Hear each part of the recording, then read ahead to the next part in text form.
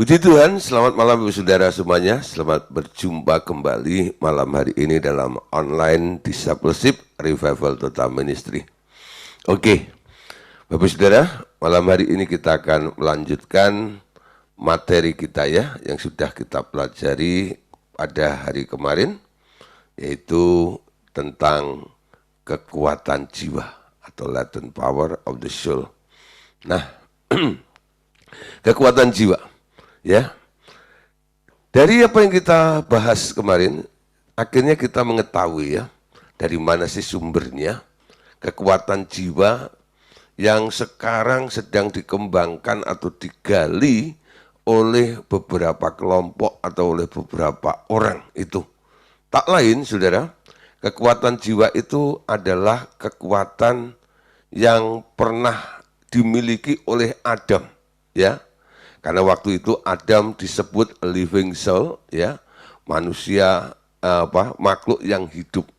Tapi setelah jatuh dalam dosa, nah akhirnya manusia ini sekarang tidak lagi mengandalkan Tuhan.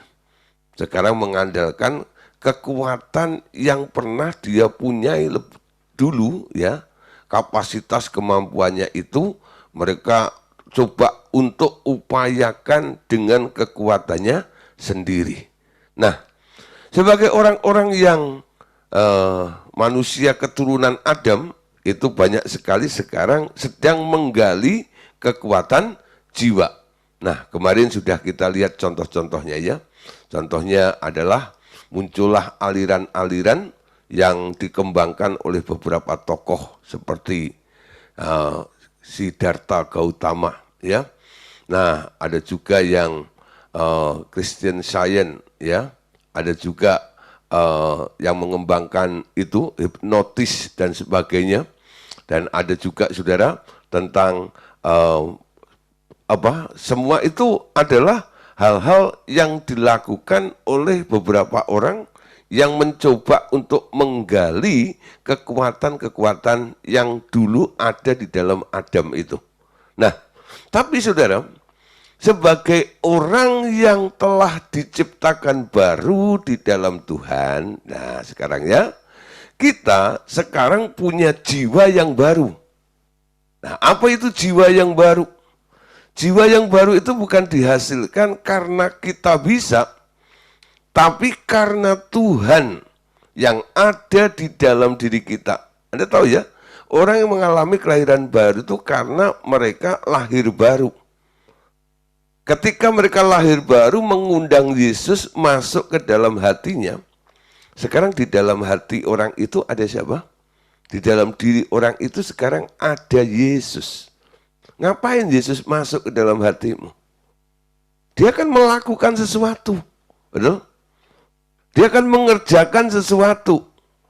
Ada potensi yang luar biasa di dalam diri orang yang menjadi ciptaan baru. Karena di dalamnya sekarang ada Tuhan Yesus, ya. Ada Tuhan Yesus. Nah, saudara, sekarang kekuatan yang kita bangun itu bukan kita menggali kembali dari apa yang pernah terjadi pada kakek moyang kita Adam ini. Sekarang kita menjadi orang Kristen atau menjadi orang-orang ciptaan baru, ya. Kita mulai mengandalkan Tuhan, ya. Ini cirinya. Ciri daripada jiwa yang baru ini adalah taat kepada Tuhan. Ingat dalam Yesaya 36 ayat 26, aku akan memberikan roh, ya, yang taat sehingga engkau bisa taat nurut sama Tuhan. Dan akibatnya apa? Kita bisa melakukan perkara-perkara yang besar bersama dengan Tuhan. Nah, saudara, emangnya kenapa sih kita nggak boleh menggali kekuatan jiwa itu kembali? Saudara, kalau kita terus-menerus mengembangkan atau menggali kekuatan jiwa itu, nah di sini nanti akan ada yang mulai mengambil keuntungan. Keuntungan siapa? Ada kepentingan si iblis di dalamnya, ya. Karena kita tahu rencana iblis semula ketika ia menjatuhkan Adam di Taman Firdaus adalah untuk menguasai Adam sehingga ia dapat memanfaatkan kekuatan jiwa Adam untuk menguasai dunia ini. Ya, nah saudara, jadi ceritanya begini. Dulu iblis itu kan dulu malaikat, ya, Lucifer namanya. Jadi Lucifer itu sebenarnya nama malaikat, betul? Sekarang kadang-kadang kalau kita sebut, Lucifer, kita hanya berpikir, wah itu jahat. Tapi ketika Allah memberi nama satu makhluk, namanya Lucifer, pada waktu itu, sebenarnya nggak jahat. Betul? Ketika Lucifer itu mulai memberontak, lalu dilempar ke bumi, nah kejatuhan daripada Lucifer itu membuat makhluk ini jadi jahat. Ketika jadi jahat maka disebut setan, disebut iblis. Tidak disebut lagi malaikat terang, itu ya, malaikat kegelapan. Nah, ketika dia sudah ada di bumi bertahun-tahun, ribuan tahun, bahkan jutaan tahun itu ya. Nah, lalu Allah menaruh manusia di Taman Eden itu, ketemulah sama si iblis. Lalu iblis melihat nih, manusia yang diciptakan menurut rupa dan gambar Allah, bukan? Kemarin kita bahas ya. Diciptakan menurut rupa dan gambar Allah, lalu diberi kuasa. Diberi kuasa. Nah, di dalam makhluk yang baru yang ditaruh di Taman Eden yang namanya Adam itu, sekarang ada keserupaan dengan Allah, dan di dalam Adam itu ada kuasa, dan itu diketahui oleh si iblis.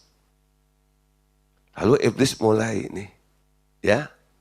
Nah, aku mau nih, mau ambil itu kuasanya Adam itu. Aku nggak bisa dapat dari Allah karena sudah disconnection, sudah putus hubungan dengan Allah. Paling tidak aku bisa menguasai makhluk ini, yang dimaksud adalah Adam, supaya aku bisa memanfaatkan semua potensi yang ada di dalam diri Adam itu. Dan akhirnya apa? Manusia ditipu. Iblis berhasil menipu manusia. Dan manusia akhirnya jatuh dalam dosa. Nah, sekarang manusia dikontrol oleh siapa? Yang jatuh dalam dosa? Bukan dikontrol oleh Allah. Dikontrol sama iblis. Nangkep ya? Jadi kalau kita mulai menggunakan kekuatan diri kita, nah bukan yang dari Tuhan, pola yang dibangun, yang telah dimulai oleh si iblis ini akan bisa berlanjut, saudara. Nah, sebagai orang percaya, sekarang kita mulai belajar. Kalau aku bisa bukan karena aku bisa, tapi karena Tuhan yang melakukannya di dalam diri kita semuanya. Amin. Nah, saudara, perhatikan ya di materi kita. Karena Adam dari semula diberi otoritas untuk menguasai seluruh dunia ini, termasuk si iblis tentunya. Maka kekuasaan Adam pasti lebih besar dari si iblis. Dengan dijatuhkannya Adam, ia dapat memanfaatkan kekuatan yang tersembunyi di dalam diri Adam itu, ya. Nah, Kejadian 1:28 berarti kan Allah memberkati mereka. Lalu Allah berfirman kepada mereka, beranak cuculah dan bertambah banyaklah, penuhilah bumi dan taklukkanlah itu, berkuasalah. Ya, ini firman, ya, perkataan ini ditujukan kepada Adam. Berkuasalah atas ikan-ikan di laut dan burung-burung di udara dan atas segala binatang yang merayap di bumi. Ya, nah saudara, akhirnya karena manusia sudah jatuh dalam dosa, sekarang kuasa itu ya sekarang dimanfaatkan oleh si iblis ini. Sehingga iblis sekarang punya gelar baru, saudara. 1 Yohanes 5:19. Kita tahu bahwa kita berasal dari Allah. Dan seluruh dunia berada di bawah kuasa si jahat. Anda perhatikan 1 Yohanes 5 ayat 19 dan ya kalau dibandingkan dengan Kejadian 1 ayat 28, ini faktanya kebalik, bukan? Allah berfirman kepada manusia, kepada Adam, Adam, kuasailah dunia ini, kuasailah bumi ini, betul? Kuasailah segala makhluk. Tapi ada statement baru. Seluruh dunia berada di bawah kuasa si jahat. Harusnya yang menguasai dunia siapa? Adam. Itu harapannya Allah. Tapi sekarang kita lihat, yang disebut penguasa dunia itu bukan manusianya. Walaupun saudara kita melihat ada orang-orang ya yang cukup militan, yang cukup berpotensi, bisa dan sebagainya, tapi siapa yang mengendalikan sekarang? Mengendalikan si penguasanya ini. Penguasanya dunia bukan lagi ada di dalam Adam, tapi ada dalam si jahat atau si iblis. Nangkep saudara ya? Nah, gak heran saudara. Iblis menyebar antek-anteknya untuk kalau bisa menyesatkan banyak-banyak orang. Ya. Oleh karena itu Tuhan Yesus memperingatkan dalam Matius pasal 24 ayat yang ke-24. Sebab Mesias-Mesias palsu dan nabi-nabi palsu akan muncul. Dan mereka akan mengadakan tanda-tanda yang dahsyat dan mujizat-mujizat sehingga sekiranya mungkin mereka menyesatkan orang-orang pilihan juga. Akan muncul Mesias-Mesias palsu, nabi-nabi palsu. Dan apa yang dilakukan? Mereka akan mengadakan tanda-tanda yang dahsyat, mujizat-mujizat. Tujuannya? Sekiranya mungkin mereka bisa menyesatkan orang-orang pilihan juga. Saudara, hati-hati sebagai orang Kristen, orang percaya kepada Tuhan.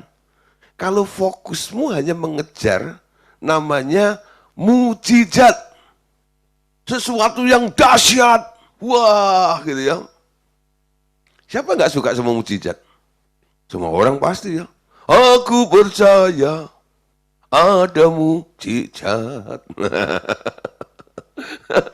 Gak apa-apa nyanyi seperti itu. Ya, kita percaya, kita yakin. Karena kita punya Tuhan yang dahsyat. Amin. Tapi saudara, kalau goal kita, tujuan hidup kita ini, dalam kekristenan kita ini yang kita bangun, yang kita kejar, hanya mujizat, mujizat, mujizat, mujizat, dan mujizat. Hati-hati. Tuhan sudah mengingatkan, akan muncul Mesias-Mesias palsu, nabi-nabi palsu yang akan mengadakan mujizat. Jadi ketika Anda mengejar mujizat, belum tentu Anda ketemu Tuhan. Belum tentu Anda ikut Tuhan, betul? Anda bisa disesatkan oleh yang namanya Mesias-Mesias palsu dan nabi-nabi palsu. Saudara, saya bukan nggak percaya mujizat. Saya percaya mujizat. Tapi saya bukan orang yang mengejar mujizat. Apa yang kita kejar? Yang kita kejar adalah kebenaran. Amin. Kamu akan mengetahui kebenaran, dan kebenaran itu akan memerdekakan kamu. Nangkep, saudara. Kejar kebenaran. Kejar kesetiaan. Kejar kemuliaan. Kejar kekudusan. Kejar karunia-karunia itu. Kalau Anda mengejar mujizat, ya, takutnya nanti yang Anda jumpai bukan Tuhan. Anda ketemu Mesias palsu, Anda akan mendapatkan ketemu dengan nabi-nabi palsu. Dan akibatnya Anda akan disesatkan. Menghalalkan banyak cara. Nah, saudara, sekarang kita perhatikan. Saya nggak bicara yang di luar. Tadi contoh-contoh tentang Siddhartha Gautama, Kristen Science, dan sebagainya ya. Nah, ya hipnotis dan sebagainya. Itulah yang dilakukan oleh orang-orang di luar Tuhan. Sekarang kita perhatikan, di dalam gereja pun, nggak luput, saudara. Ada beberapa orang tanpa disadari, hanya karena mau supaya keinginannya itu selalu ya didapatkan, selalu bisa dijawab doa-doanya, nggak heran muncul doa-doa sihir atau witchcraft, ya, doa-doa sihir. Nah, bagaimana terjadinya doa-doa sihir ini? Dengan memanfaatkan sifat daging manusia yang selalu ingin berkuasa, yang selalu mempertahankan harga dirinya, sombong, dan berbagai-bagai keinginan yang lain, iblis mulai memecah belah gereja Tuhan. Bahkan saling melempar doa-doa sihir untuk memaksakan kehendak sendiri terhadap orang lain. Nah, saudara, dasarnya apa? Doa ini memaksakan kehendak sendiri terhadap orang lain. Nah, sebelum lebih jauh, sekarang kita mau jelaskan dulu tentang sihir itu. Apa itu sihir? Sihir memaksakan kuasanya melalui kutuk dan mantra. Ya. Jadi ada satu kata yang mengutuk, ya, atau mantra, ya, demi memaksakan, ya, sesuatu, lalu dia mulai diulang-ulang supaya kutuk atau mantra yang diucapkan itu menjadi powerful, ya, memaksakan. Itulah yang namanya sihir. Nah, sekarang apa itu mantra? Mantra tak lain adalah rangkaian kata-kata kutuk yang disusun oleh seseorang dan tinggal ditiru, dibaca oleh si tukang mantra, ya. Itu disebut mantra. Nah, saudara, kalau dalam pelajaran kadang-kadang untuk membenahi definisi diri seseorang, saya memberikan beberapa contoh. Siapa bilang, ayo tirukan, catat, ya. Lalu Anda boleh pelajari, Anda boleh pakai pola ini. Itu sebenarnya bukan untuk mantra. Anda bisa kembangkan sendiri. Kurang lebihnya saya hanya menggeser mindset Anda supaya Anda berpindah dari Anda sebagai korban, ya, menjadi seorang pemenang. Ya, dari orang yang bermasalah, saya geser menjadi orang yang keluar bebas dari masalah saja. Jadi saya tidak sedang menciptakan atau memberikan sebuah mantra kepada Bapak Ibu Saudara. Beda, ya. Nah, kalau sihir atau mantra ini, itu satu rapal, you know, satu doa, wujud doa itu yang diulang-ulang terus, you know. Pengulangan seperti itu. Nah, dan apa yang terjadi? Akhirnya dia merasa yakin, merasa percaya, merasa mantap seperti itu. Nah, karena diucapkan dengan keyakinan yang begitu penuh, akibatnya apa? Ada satu gregetnya, ada satu kekuatan yang mengalir di situ.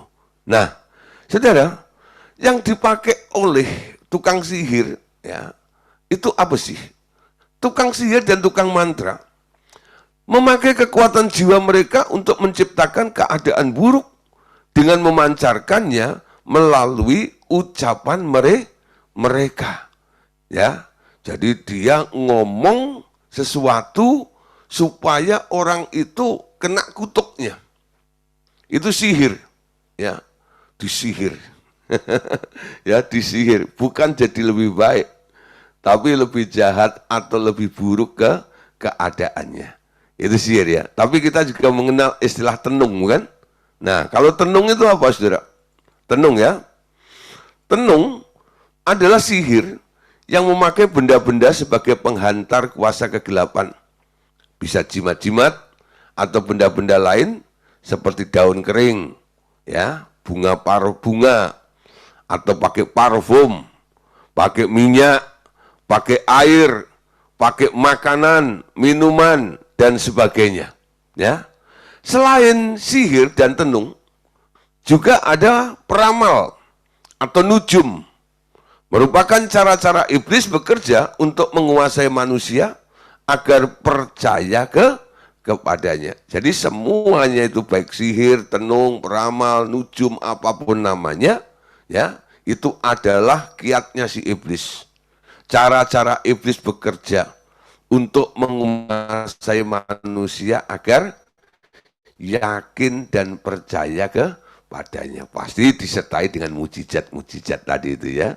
Karena mereka tak lain adalah Mesias-Mesias palsu dan nabi-nabi yang palsu. Amin. Nah, ada contoh saudara dalam kitab Nehemia 13 ayat 1 sampai 2. Pada waktu itu bagian-bagian daripada kitab Musa dibacakan dengan didengar oleh rakyat. Didapati tertulis dalam kitab itu bahwa orang Amon dan orang Moab tidak boleh masuk jemaah Allah untuk selamanya. Alasannya, karena mereka tidak menyongsong orang Israel dengan roti dan air, malah mengupah Beliam melawan orang Israel supaya dikutukinya.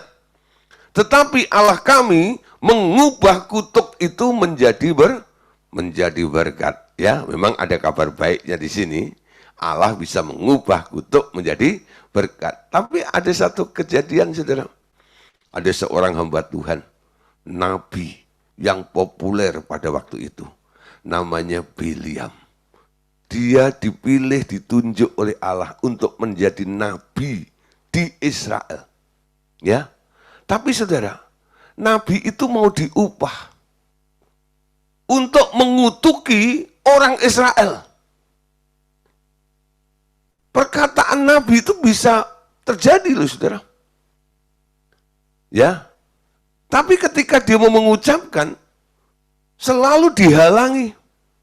Sampai terakhir saudara, ketika upahnya mulai dinaikkan, dan Beliam itu sudah nekat, pokoknya aku mau ucapkan kutuk itu untuk orang Israel. Supaya orang Israel dikuasai oleh orang-orang Amon dan orang Moab itu. Nah, sampai akhirnya ketika dia jalan, ya, keledai yang ditungganginya bisa ngobrol sama dia. Dia dipepet di situ, ya, sampai nggak bisa jalan. Keledainya dipukulin, lalu keledainya ngomong sama si Beliam itu, ya, kenapa kau pukul aku? Habis kamu nggak mau jalan? Emang salahku apa? You Dia nggak nyadar, ya. Kalau keledai itu jalan terus, sudah, itu lehernya Beliam bisa potol, sudah, lepas dari tubuhnya. Kenapa? Di depannya ada malaikat dengan pedang terhunus menghadang Beliam itu. Ya. Kenapa? Orang-orang Moab dan Amon itu mau mengupah Beliam, menaikkan ya harganya juga, bayarannya. Supaya nabi ini mau mengucapkan kutuk. Nah, ini kalau diucapkan jadi mantra. Yang bisa mengenai, ya, yang dituju, disasar seperti itu. Nah, nggak heran saudara, di dunia ini kita lihat, kalau ada orang mungkin ya ngalami sakit hati atau kecewa atau marah gitu, dicari orang pintar, datang ke sana, dia ungkapkan semua masalahnya, dia bayar itu dukun. Nah, makanya disebut dukun, diudu rukun. Kalau nggak diudu nggak rukun, atau diudu. Diudu itu dikasih duit. Diudu namanya. Ya. Nah, ditaruh gitu ya. Nih gitu ya. Diudu ya, rukun ya. Oke, sepakat ya. Mau apa? Wah, kalau yang begini jangan segitu dong gitu loh. Ya.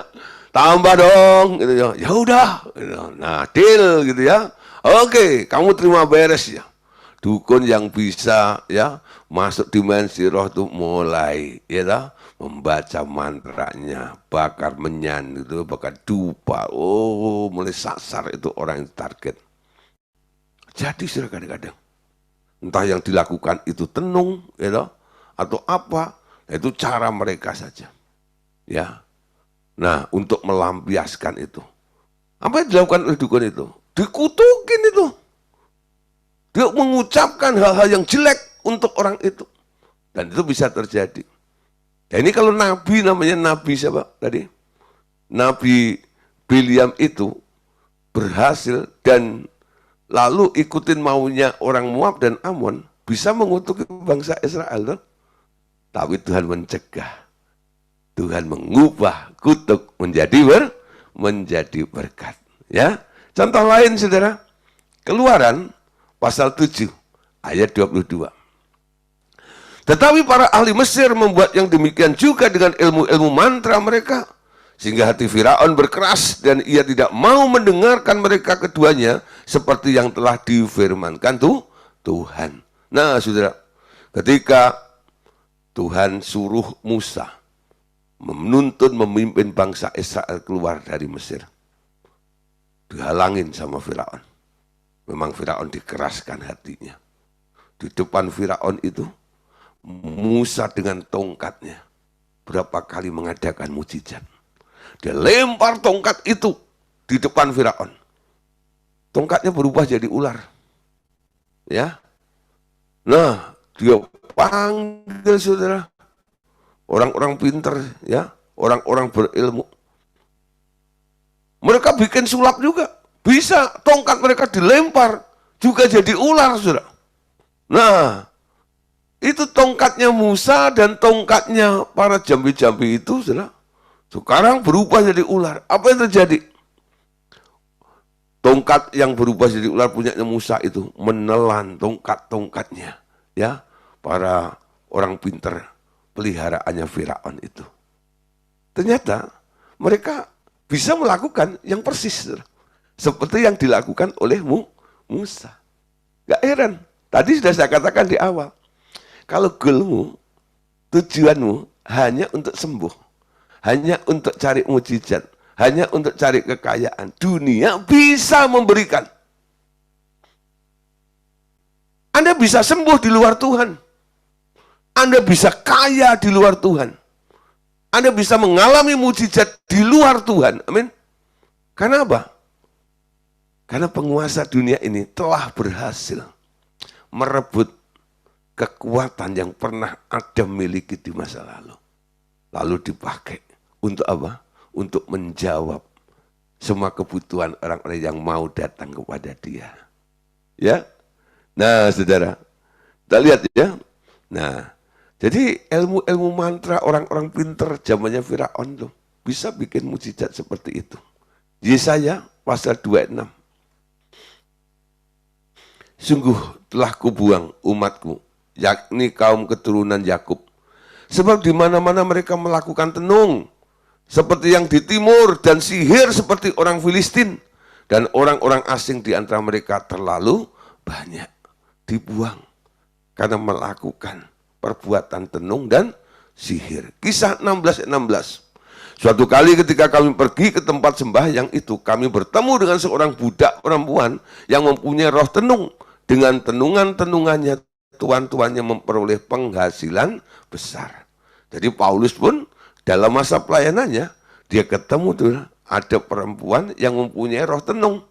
Dan dengan tenungan-tenungannya itu, dia bisa meraup keuntungan yang besar. Amin. Yesaya pasal 44, 25-26. Akulah yang meniadakan tanda peramal, pembohong, dan permainan-permainan tukang-tukang tenung, yang membuat orang-orang bijaksana mundur ke belakang dan membalikkan pengetahuan mereka menjadi kebodohan. Akulah yang menguatkan perkataan hamba-hambaku dan melaksanakan keputusan-keputusan yang diberitakan utusan-utusanku yang berkata tentang Yerusalem. Baiklah ia didiami, dan tentang kota-kota Yehuda, baiklah ia dibangun. Aku mau mendirikan kembali runtuhannya. Tuhan akan merestorasi. Tuhan akan melakukan pemulihan. Pertama yang dilakukan, Ya, dia akan meniadakan tanda-tanda peramal, pembohong, permainan tukang-tukang tenung, gitu, yang membuat orang-orang bisa mundur ke belakang, berbalik dari Tuhan. Ya, karena apa? Ya, karena perbuatan mereka. Nah, saudara, contoh real ya di dalam gereja Tuhan, khususnya saudara di kalangan orang-orang karismatik. Dalam doa-doa orang karismatik, unsur-unsur penggunaan kekuatan jiwa itu sangat sering tercampur untuk memaksakan kehendak sendiri terhadap orang lain. Ya, nah, orang karismatik itu kalau doa Anda lihat tuh, semangatnya luar biasa ya, berbagai macam jurus inovasi, ya. Doa-doanya Anda lihat itu, wah, itu dalam nama Tuhan Yesus, macam itu. Bukan doa yang kuno, oh Bapa kami yang ada di surga, kiranya, oh udah nggak begitu. Doanya kadang-kadang, wah sudah tutup poin kali sebelumnya dia. Tapi saudara, ya karena dia merasa, orang karismatik itu kan merasa dirinya penuh dengan karunia, ya. Ada kuasa dengan berbahasa roh, akhirnya merasa ada tenaga, ada kuasa yang luar biasa. Setelah urapan itu begitu besar dalam dirinya, lalu saudara, semua itu digunakan atau dimanfaatkan untuk meloloskan semua apa yang dia mau. Jadi doanya itu akurat kadang-kadang, luar biasa. Ya, membuat orang kadang-kadang gentar mendengar doa orang karismatik ini. Dalam nama Tuhan Yesus, bla bla bla bla bla. Nah, kita perhatikan cara kerjanya ya. Cara kerjanya, prinsip kerjanya adalah iblis memakai kekuatan jiwa seseorang, sedang Roh Kudus memakai roh yang sudah dibaharui. Saudara, bahasa roh tidak salah. Tapi kalau Anda berbahasa roh hanya untuk supaya Anda kuat, nah memang glosolalia, bahasa roh itu membangun diri seseorang. Ketika Anda berbahasa roh, Anda yang tadinya bimbang, ada yang tadinya lemah, Anda bisa jadi excited. Anda bisa jadi bersemangat. Anda jadi kayak besar dan sebagainya seperti itu. Betul? Nah, siapa yang sering berdoa dalam bahasa roh seperti itu? Nah, setelah Anda kuat, setelah Anda merasa besar, merasa hebat, merasa nggak takut lagi, gitu. Lalu apa yang Anda lakukan dengan kondisi seperti itu? Memuliakan Tuhan, menyatakan kehendak Tuhan di muka bumi ini, atau meloloskan keinginan Anda. Mumpung nih, ya, aku mau berbahasa roh yang banyak nih, yang lama ini. Setelah merasa greng hebat begitu, lalu muncul, nah sekarang aku mau ini, biar apa yang aku inginkan, apa sih, gitu. Aku mulai deklarasikan di situ. Ada bahayanya di sini. Si akulah yang menonjol, ya. Nah, jadi sekarang kita lihat ada perbandingan, perbedaan prinsip kerja. Iblis memakai kekuatan jiwa seseorang, sedang Roh Kudus memakai roh yang sudah diperbaharui. Tadi sudah saya katakan, Yeskiel 36 ayat 26. Itulah kondisi daripada hati yang sudah diperbaharui. Punya roh yang rela. Punya hati yang taat, yang menurut, ya, bukan ngeyel. Siapa yang pernah menemukan atau ketemu dengan orang-orang yang ngeyel gitu loh. Walaupun ngeyelnya rohani. Ngeyel rohani. Ya. Banyak saudara. Pokoknya. You know. Aku harus dapat. Ya. Jadi semakin Anda melihat ada orang yang ngeyel seperti itu, kemauannya nggak bisa dipatahkan. Nah, Anda bisa melihat orang ini sebenarnya sedang kedagingan yang luar biasa, bukan? Nggak sedang dipimpin oleh roh. Orang yang dipimpin oleh roh beda. Tuh? Beda. Walaupun kadang-kadang orang yang dipimpin roh bisa menembus barier juga. Tembok di depannya juga. Mengalami terobosan yang luar biasa. Ya. Menembus badai, ya. Dan sebagainya. Tapi saudara bukan karena dia yang mau. Karena Tuhan yang mau. Nah, di sini saudara, iblis tidak dapat memakai roh yang sudah dibaharui. Karena roh itu tidak dapat berbuat dosa. Ingat saudara, ketika Anda lahir baru, 1 Yohanes 3:9 katakan, setiap orang yang lahir dari Allah tidak berbuat dosa lagi. Sebab benih ilahi tetap ada di dalam dia dan ia tidak dapat berbuat dosa karena ia lahir dari Allah. Kenapa Adam disebut berbuat dosa? Ya, kenapa Adam disebut berbuat dosa? Karena dia nurut maunya setan. Makan buah pengetahuan tentang hal baik dan jahat. Itu kejatuhan Adam. Melanggar perintah Allah, nurut maunya si iblis. Dengan diiming-iming jadi ini dan itu dan sebagainya. Dirangsang keinginannya tuh ya. Aku tahu apa yang sedang kamu inginkan. Itu yang dibaca oleh si iblis. Lalu iblis mulai menjanjikan. Nah, kamu di depan pohon ini pasti pengen makan itu kan? Tapi kamu takut. Iblis mulai mencoba sudah untuk apa? Menggoreng kasus ini. Akhirnya manusia berhasil ditipu oleh si iblis. Ya, kamu berasal dari Allah. Kamu tidak berbuat dosa. Sebab benih ilahi tetap ada di dalam dia dan tidak dapat berbuat dosa karena ia lahir dari Allah. Engkau nggak bisa dipengaruhi oleh si iblis.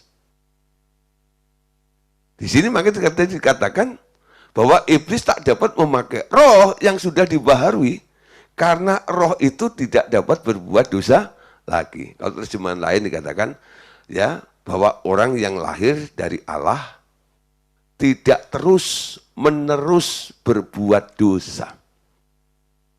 Kalau Anda mungkin alergi, agak sedikit kaget, shock dengan ayat terjemahan TB ini, Anda coba ambil sedikit ya dari terjemahan milenium ya. Ya nanti di situ Anda akan ketemu bahwa setiap orang yang lahir dari Allah tidak terus-menerus berbuat dosa. Tidak dikendalikan oleh si iblis itu. Nah, sekarang menjadi pertanyaan ya. Mengapa iblis nampak sangat berkuasa sampai seperti Tuhan dengan orang-orang yang dipakainya itu? Tak lain karena ia memakai kekuatan jiwa manusia. Ya, nah dapat kita katakan Roh Kudus adalah kekuatan Allah, sedang jiwa manusia adalah kekuatan si iblis. Nah, kenapa dari awal kita dilarang untuk menggali kekuatan jiwa? Ketika engkau menggali kekuatan jiwa, siapa yang diuntungkan? Siapa yang dapat kesempatan? Bukan Tuhan, tapi si iblis. Betul? Si iblis dapat keuntungan. Roh Kudus adalah kekuatan Allah yang diberikan kepada orang yang lahir baru. Sedang jiwa manusia adalah kekuatannya si iblis. Nah, saudara, ketika murid-murid Tuhan Yesus minta diajar berdoa, sebenarnya sebelumnya ada doa yang cukup populer.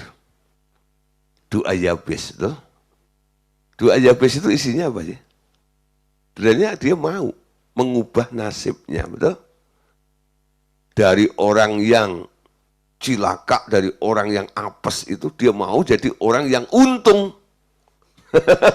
Itu dari isi daripada doanya Yakobus, bukan? Tapi ketika murid-murid Yesus itu minta diajarkan doa, ya, yang diajarkan apa? Doa Bapa kami. Ingat tuh, jadilah kehendakmu di bumi seperti di surga. Dia nggak menyentuh tentang keinginanmu. Bapak ingin kita bisa menyatakan, memanifestasikan sehingga surga itu bisa turun ke bumi dan kehendak Bapak itu bisa terjadi di muka bumi ini. Amin. Nah, sekarang perhatikan, Tuhan mengajar agar kita berdoa kepada Allah Bapa. Dia mengajar agar kita berdoa kepada Tuhan Yesus atau Roh Kudus.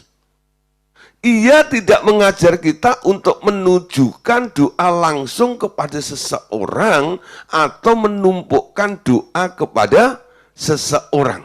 Ya. Jadi mintalah kepada Bapa dalam nama Tuhan Yesus tentang apa? Ya.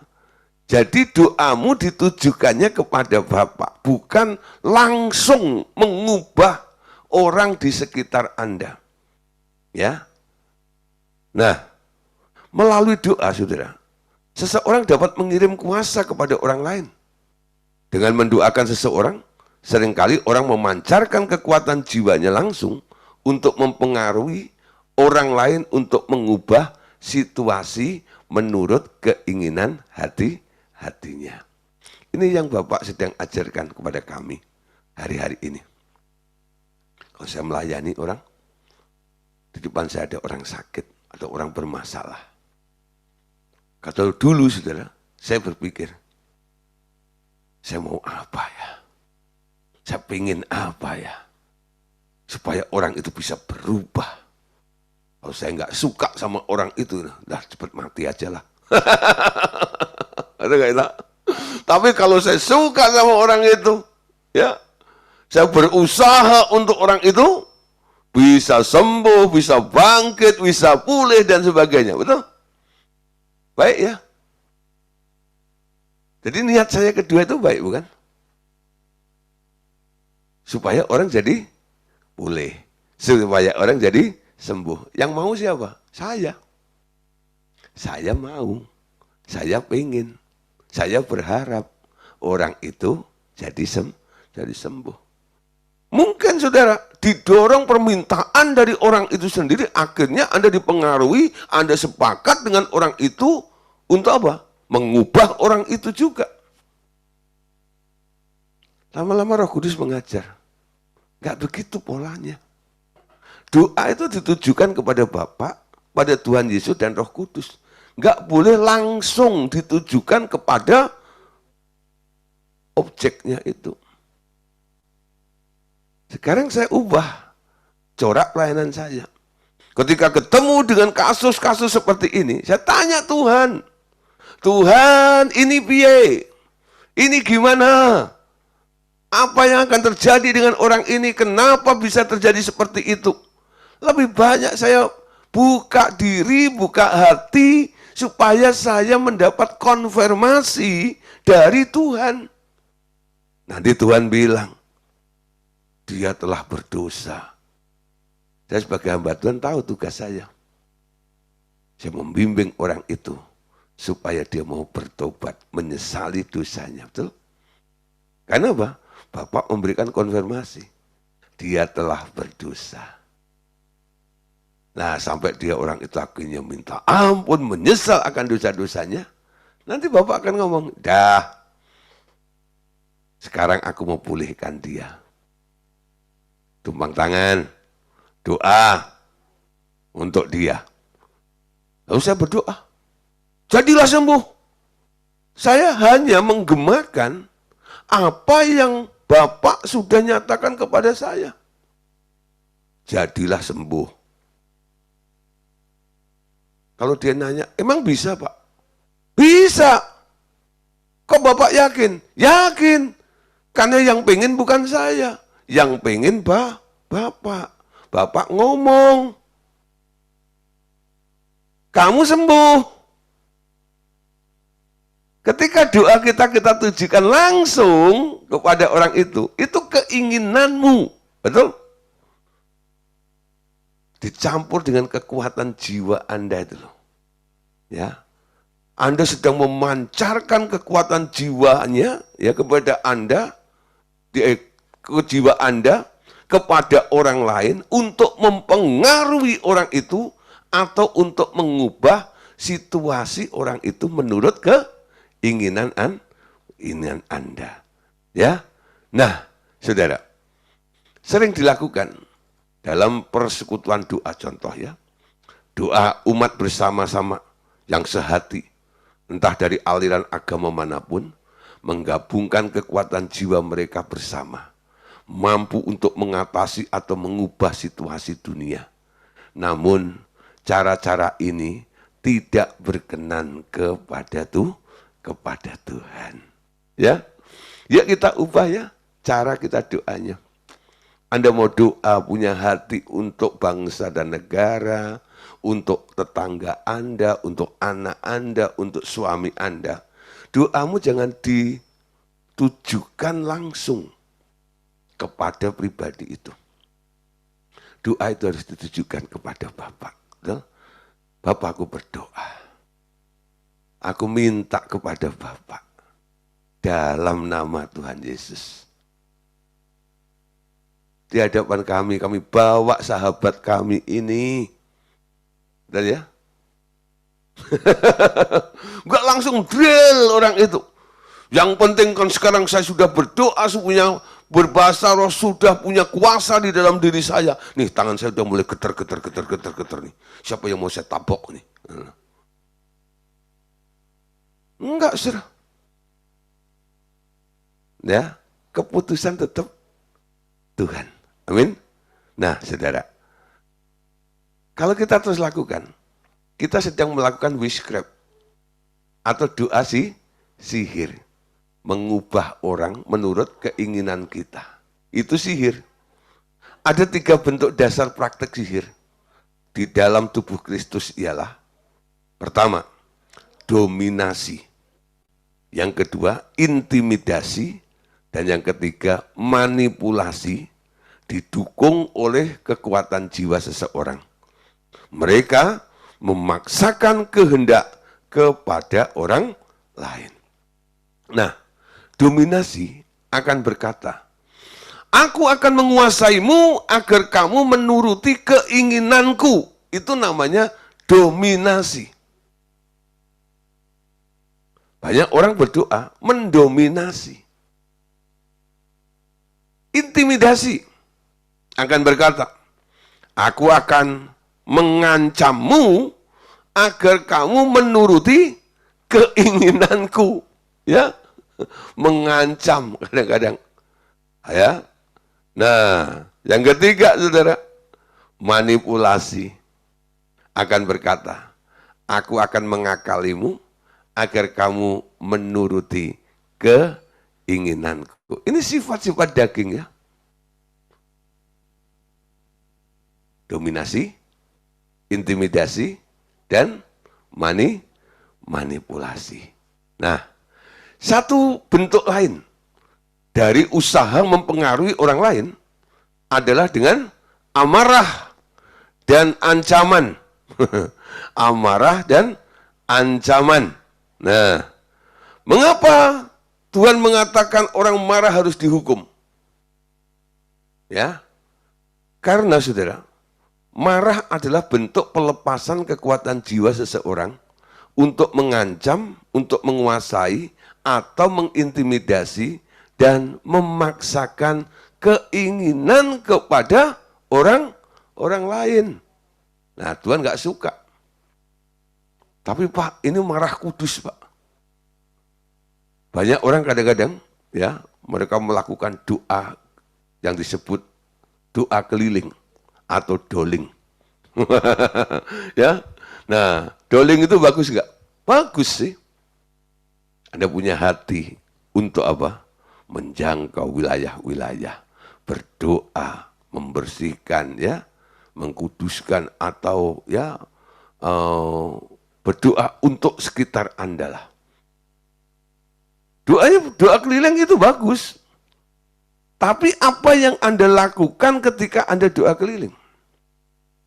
Ada seseorang sudah, dia cerita, Pak, sebelum datang ke fellowship kami, dia bilang, Pak, semalam kami dengan rombongan 2 mobil, Pak, ya, itu kami keliling ke wilayah daerah, ya, ya disebut daerah hitam, daerah merah, begitu. Nah, kami melakukan doa, ya, di daerah itu. Tapi kami tidak turun, Pak. Kami hanya di mobil, ya. Doanya di dalam mobil sambil mobil jalan, sambil keliling, dia berdoa. Lalu saya penasaran, saya tanya, nah doanya gimana? Wah seru Pak pokoknya. Ya serunya gimana? Gitu.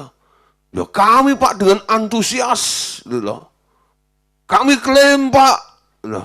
Kami yakin Pak, Tuhan sanggup untuk merebut jiwa-jiwa mereka. Gitu. Tuhan sanggup untuk mengubah mereka. Bagus, bilang. Lalu saya minta untuk mencontohkan. Contoh doanya seperti apa sih? Ketika kamu berdoa seperti itu. Ya Pak, ketika saya ada di situ itu Pak. Ya, kami Pak, gitu ya, berdoa. Gitu. Tuhan, gitu ya, ubah orang-orang sekitar ini. Pertama dibilang kami memberkati orang-orang di sini semuanya. Kami kutuk semua kejahatan-kejahatan di sini. Ya. Mereka yang nggak mau bertobat basmi semuanya. Mulai sudah, ya, mulai banyak hal-hal yang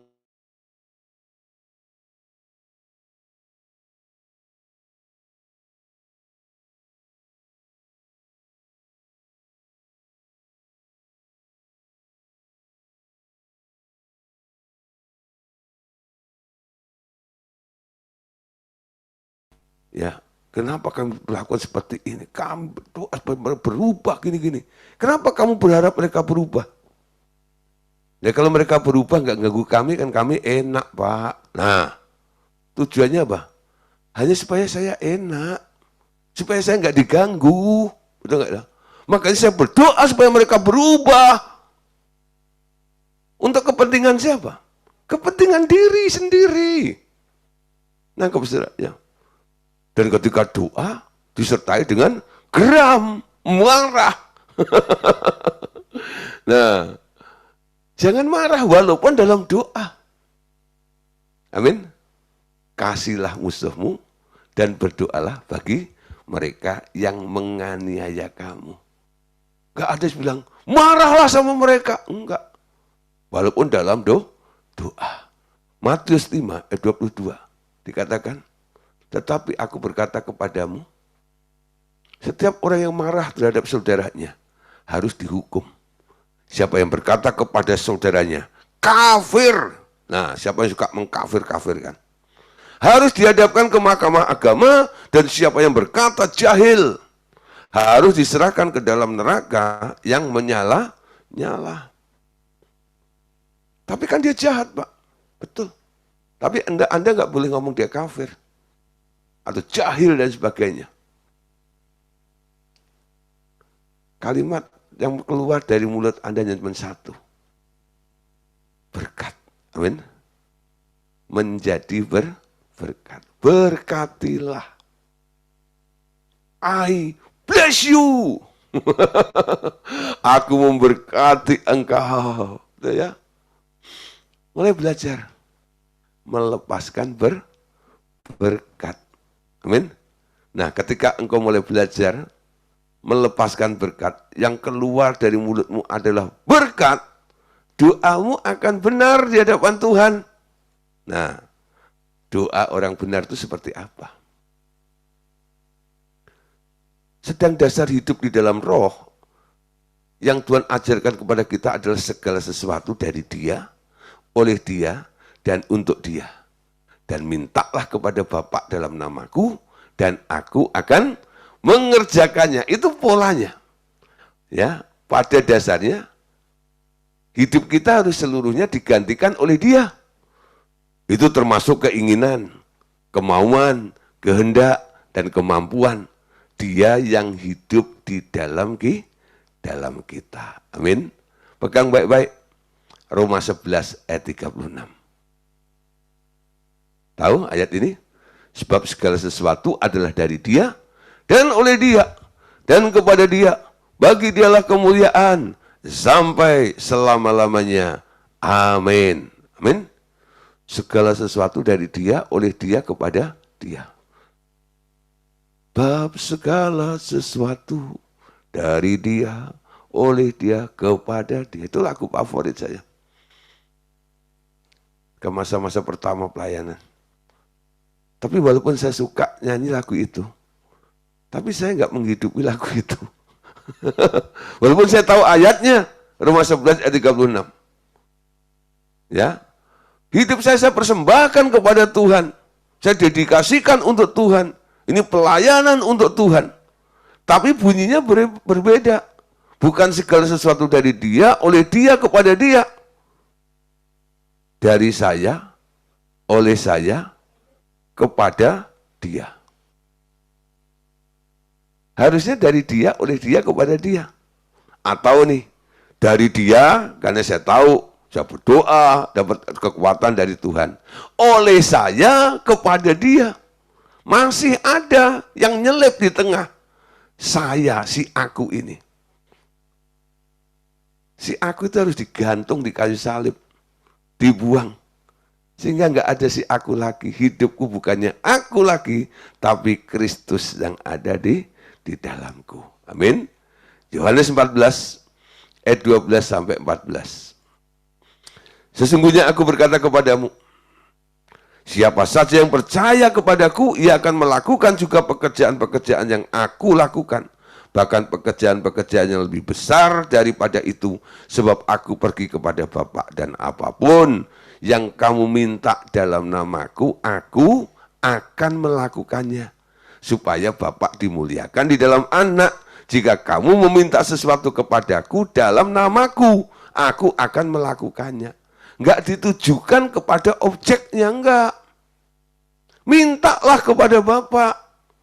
Maka Dia yang akan melakukannya supaya Bapa dimuliakan di dalam Anak. Amin. Dia yang akan melakukannya. Nah, caranya gimana? Posisi kita harus tetap tinggal di dalam Dia.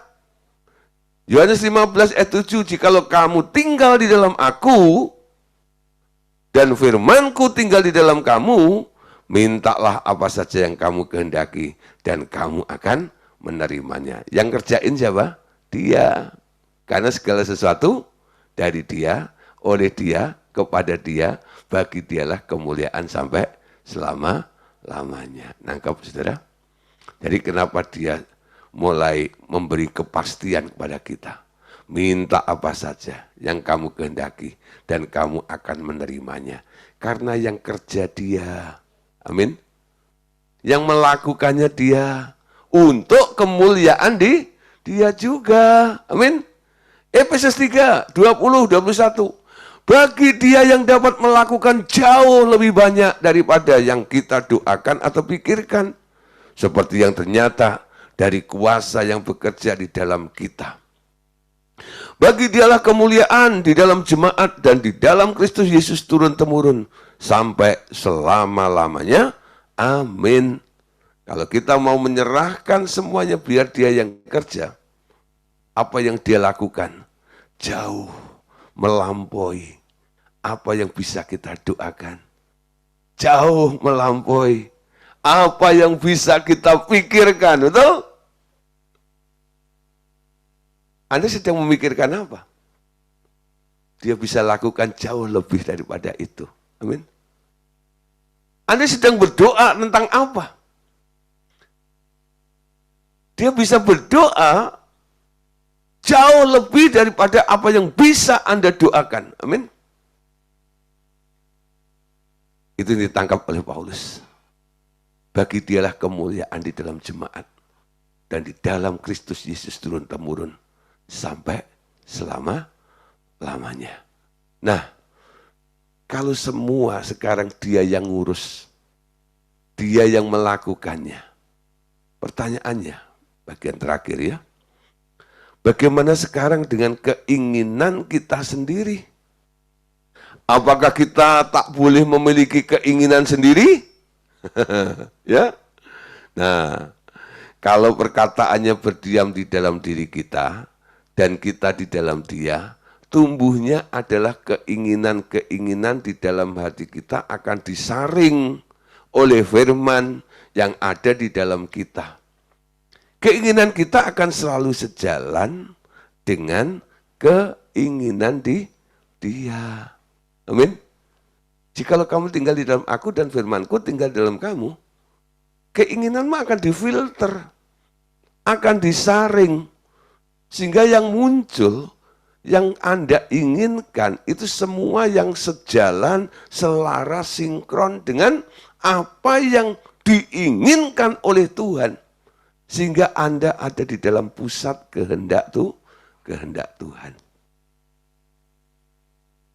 Muncul sih keinginan. Dan nanti Anda kaget ya. Sekarang kalau saya pengen kok berbeda ya seperti dulu. Setelah saya percaya kepada Tuhan tidak menggunakan lagi kekuatan jiwa. Keinginan yang muncul dalam diri saya itu kok semakin sedikit ya. Tapi walaupun sedikit, wah ini keinginan-keinginan yang apa ya, bobotnya itu beda lah gitu ya. Sangat berharga seperti itu. Kok kamu pengennya beda ya dengan saya? Orang mungkin berkomentar seperti itu dengan Anda. Nah, kenapa bisa seperti itu? Keinginanmu sedang difilter. Amin. Orang capek itu karena apa sih? Karena banyak keinginannya. Orang stres itu karena apa? Karena banyak maunya. Betul? Ketika kemauanmu, keinginanmu difilter, disaring, walaupun tinggal sedikit, membuat Anda jadi enteng. Membuat Anda jadi ringan. Itu caranya Tuhan memberi kelegaan kepada Anda. Jadi volume beban yang Anda pikul itu ternyata paling banyak di daerah aku mau, aku pengen. Sampai Anda berkata, yang ku ingini engkau saja. Diam dalam kehendak rencanamu. Pisahkan diriku dari dunia inilah. Semakin ku bangga kerajaanmu. Apa yang Anda ingini? Nah, paling enggak Anda bisa cocokkan. Anda itu sedang rohani atau enggak keinginan Anda? Sesuai dengan firman atau tidak? Ya? Nah, itu bisa terjadi kalau Anda mulai ya belajar untuk apa? Untuk mau menanggalkan semua keinginan-keinginan di dalam diri kita ini. Ya. Nah, saudara, selanjutnya. Ya. Hanya harus kita jaga agar bukan kekuatan jiwa yang melaksanakannya, tetapi ia yang hendak melakukannya bagi kita. Yang penting bukan banyaknya kata-kata di dalam doa Anda, tetapi apakah Anda orang benar di hadapan Dia. Ya, nah, saudara, jadi doa itu nggak usah bertele-tele.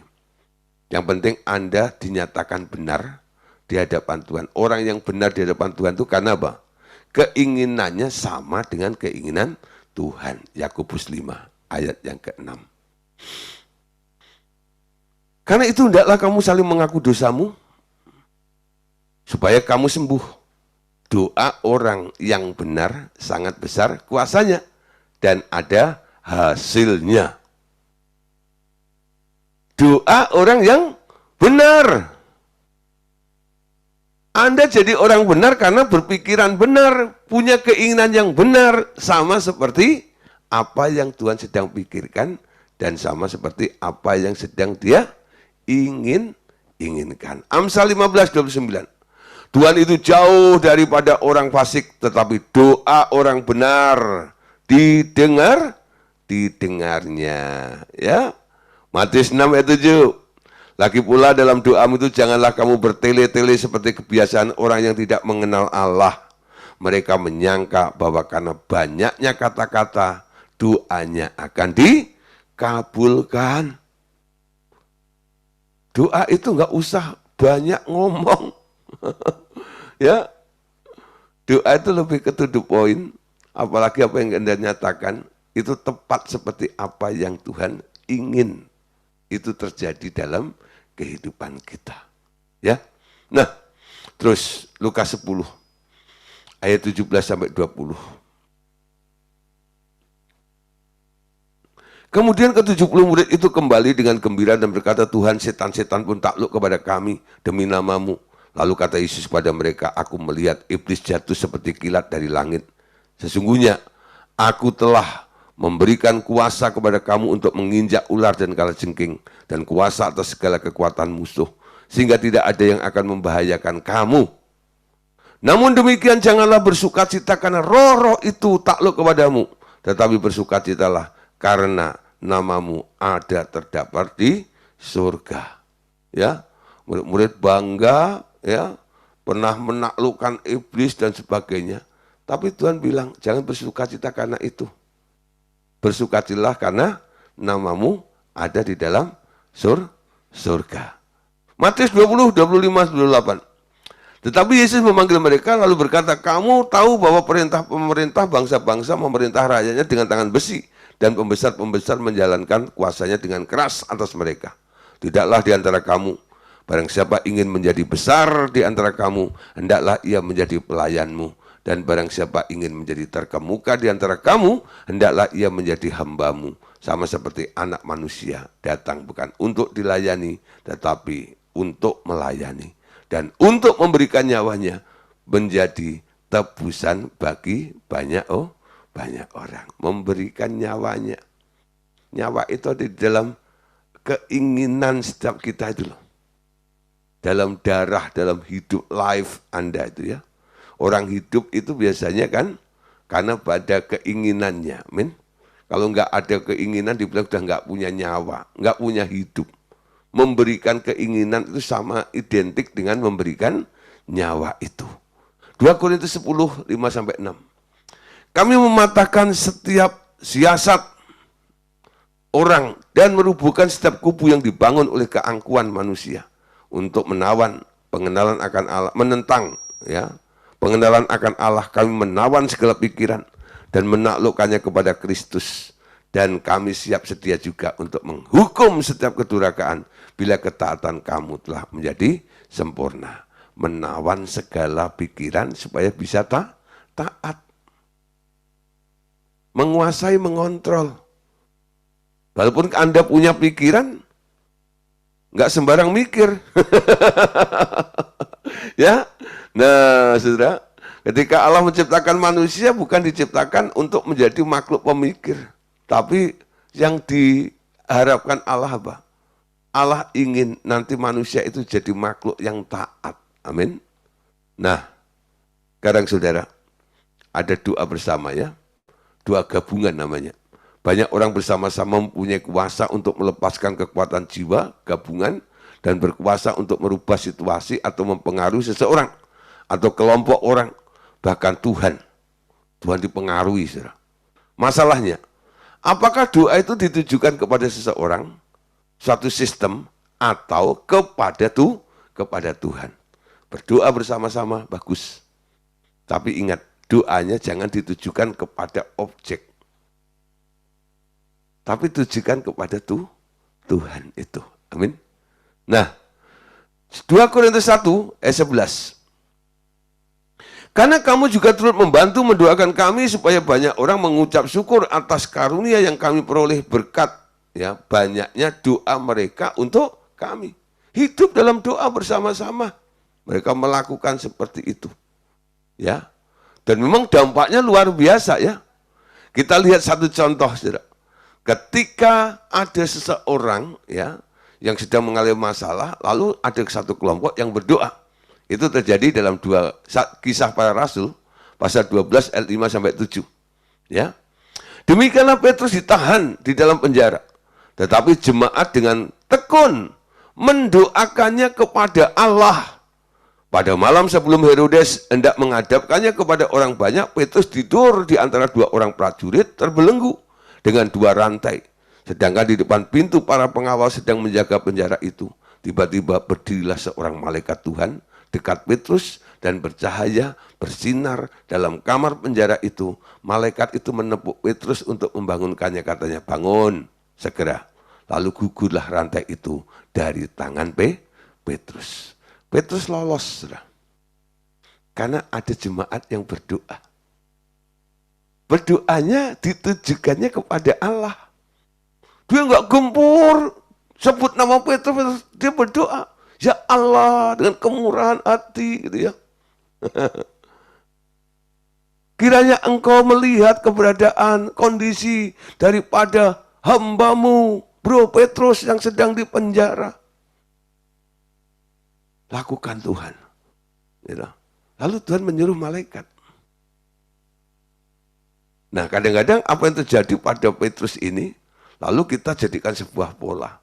Kalau Tuhan menolong seperti ini, lalu pola yang ini Anda ajukan sebagai proposal kepada Tuhan. Tuhan, lakukan seperti ini ya. Kirim malaikat untuk melepaskan seperti engkau melepaskan Petrus pada waktu itu. Yang jadi Tuhan siapa? Yang perintah-perintah itu kan. Nah, jadilah orang benar. Ngerti maunya Tuhan.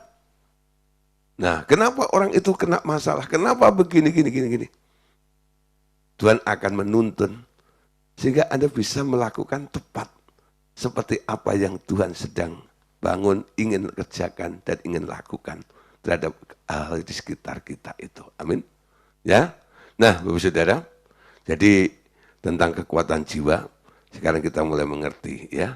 Kenapa kekuatan jiwa ini kita hentikan? Karena kita mau lebih lagi masuk dalam pusat kehendak Allah.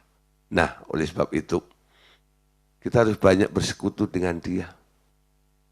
Ambil waktu, ambil sikap, miliki persekutuan pribadi dengan Tuhan. Nah, kalau Anda pengen ya punya persekutuan pribadi dengan Tuhan, caranya gimana? Next ya, kita akan membahas tema berikutnya adalah persekutuan pribadi. God bless you. Tuhan Yesus memberkati. Oke.